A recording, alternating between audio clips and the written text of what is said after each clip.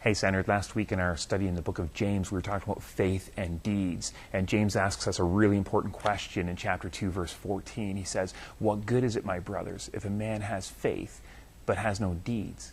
Can such a faith save him?" It's a really important question that we need to ask ourselves. And to be able to answer it, we need to understand a couple of terms. And the first one is faith. Faith in the objective sense, we talked about this, is placing your faith in a person or an object to do what it says it's going to do. It's like getting on an airplane or a roller coaster, trusting that all the internal workings and all the external forces acting on it, all the unseen people who have worked on that piece of equipment, that all these things are going to work together to do what it says it's going to do, that that plane is going to take off and it's going to reach its destination safely with you on board, or that the roller coaster is going to keep you safely strapped in and get you to the end of the ride safely. Placing our faith in God is very much the same as this.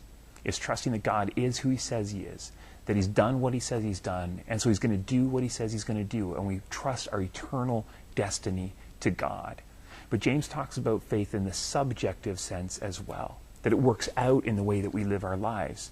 So what are these deeds that he talks about? Is it just good works? Is it just feeding the orphans and the widows? Is it just not turning away your friend who is in need? Some of those examples that James gives us.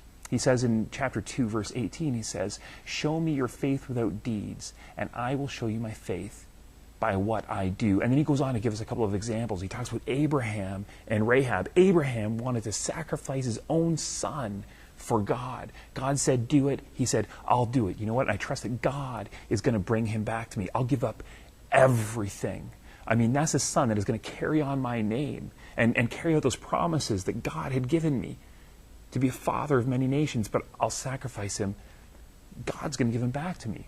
Rahab would turn over her city to the spies, to the invading Israeli army, because she trusted that their God was a true God and that they would keep her safe. But those are just examples. See, the crux of the matter is this. They were willing to give up everything.